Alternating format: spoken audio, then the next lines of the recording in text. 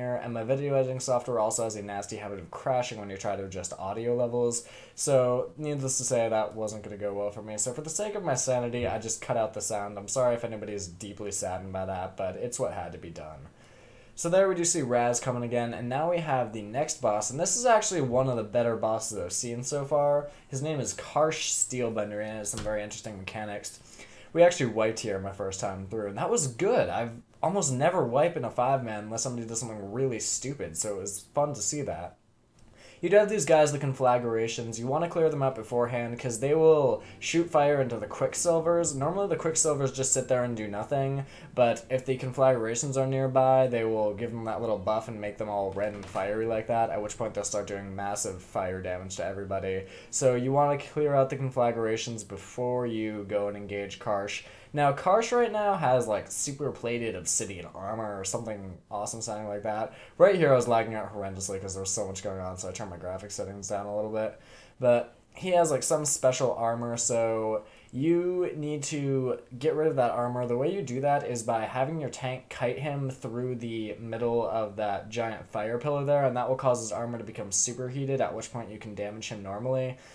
He disappeared there. I actually don't know why. I think I was just lagging out. That's not supposed to happen. He doesn't have any invisibility mechanics, so you will see that he's now superheated, so we're able to damage him normally. However, okay, first of all, don't stand in that fire. That seems pretty obvious. Just stay off that grate. But second of all, every time he goes through the pillar in the center, he does big AoE damage, and the amount of AoE damage he does increases proportional to how many times in a row it's ticked. So you want to keep as few ticks as possible on him at any given time, because if he just stands in the middle of the fire, he will get more and more stacks of the superheated. That doesn't really help you with the DPS at all, and just causes the AoE damage to get worse and worse. And additionally, he gets a physical melee damage increase for each stack of that he has, so that'll make it a lot harder for the healer to keep up with the melee hits going on in the tank. So you want to keep the stacks of that as low as possible. Just try to drag him through and only have one tick before you get him back out. Tank really needs to be on top of that in that fight, and just make sure that the AoE doesn't get out of control and start killing everybody, because if you just keep in the fire, he'll AoE for more and more, and eventually the entire raid will wipe, and it will be very bad. Now, in this next part, a lot of the guys that you see standing at the side is actually possible to bypass if you just kind of hug the edge a little bit here and don't really charge straight out in front of them. He's just kind of sneaking around the corner here, and for once my Felguard actually didn't screw up our little sneaky attempt. I'm very impressed with him for that.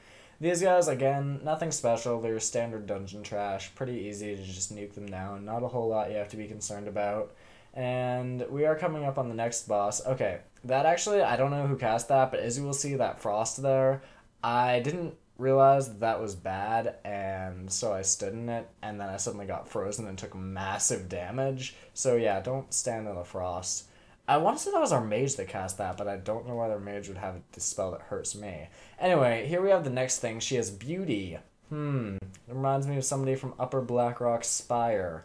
She does have 3 pups here. These pups can be pulled one at a time. They do not chain pull with the boss. They have 2 mechanics that you need to be aware of: a conal fire attack and leaving those lava pools on the ground. So stay out of the lava pools and the fire attack and you should be fine. On heroic mode, these guys actually chain pull, so when you pull beauty, or when you pull any of the pups, you also pull the other 2 pups and beauty.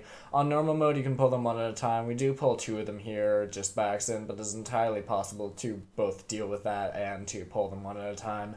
Afterwards, you can go and pull beauty. There's a 4th pup jumping around in the background named Runty. You do not want to kill him, because if you do, she will enrage, and that is obviously very bad. So when you start engaging her, you actually need to pull her to the front of the room, because she does have a few knockbacks that can throw you into Runty's aggro radius. So you just want to make sure that you don't do that. Our tank actually does not really kite her effectively here. Thankfully, she doesn't knock anybody back. She does have 2 knockbacks. One is, I believe, at least she has a physical one and a fire one. The fire one is an AoE knockback to everybody. The physical one is just a knockback to the tank. Luckily, nobody got knocked back into Runty, but again, you want to pull her kind of towards the front of the room where you came in to avoid accidentally aggroing Runty, having to kill Runty, and having her enrage. And she also does have a fear and a dot that she can put on you, so just make sure to be aware of that. It's not going to screw you up too badly, but something to be aware of. we now have a few more trash mobs, and you can see those little swirling things in the background way off in the distance. That is the final boss, so we're coming up on the end of this instance. The final boss is actually, I'm a little disappointed by him, to be honest. His name is Ascended Lord of Sidious, something like that. He's not a terrifically great boss. He has one little gimmicky mechanic, but he's not particularly hard or anything. So to be honest, I would have liked to see him easier and see... I would say Karsh Steelbender would have made a better final boss, because that fight just has some good mechanics that can really wreck you if you're not paying attention or doing it the way you should be. So you'll see the final boss fight in a minute, just as soon as we clear all this trash. You'll also see our friend Raz return, and there's that frost again that I'm not supposed to stand in. Again, don't know entirely where that came from, but whatever. It's probably the mage. That just seems weird. Anyway, I don't know mages at all, so I don't know their spells, so feel free to make fun of me. I also noticed that if you look at Recount, that mage is horribly out DPSing me because he's a level 85, and I am a level 82. Woot woot. So now we have this huge number of people standing there. Don't worry, you do not have to fight them all because Raz comes down. He will kill all but 2 of them, or 3 of them in Heroic, I believe. And then Obsidious will just wreck him. One shot, boom, he's dead. And at this point, his gnome friend, if you're going through here for the very first time, his gnome friend will appear and be very sad. So, actually, I thought he left 2 guys behind, but I guess not. Those 2 guys you see are not actually normal people. They're shadows of Obsidious, and he will occasionally switch places with them. So these shadows are immune to all incoming damage. You cannot hurt them until he switches places with one of them, at which point the guy you were targeting will become a shadow, and he will switch places with one of the shadow. He does carry over all his dots, all his debuffs when he switches, so you don't have to worry about that. However, you will have to retarget him, which can be a little bit of a nightmare considering how much is going on here. It can be a little difficult, but really the targeting is the only issue. Aside from that, it's a pretty simple tank and spank fight, and that's really all there is to it. He does have a knockdown for the tank he can do and a dot, but aside from that, there's nothing too special. So hopefully you guys enjoyed that video. I do plan to do some more of the other instances. Let me know what you thought. Feel free to rate, comment, subscribe, any of that good stuff. Thanks for watching, and I will see you guys next time.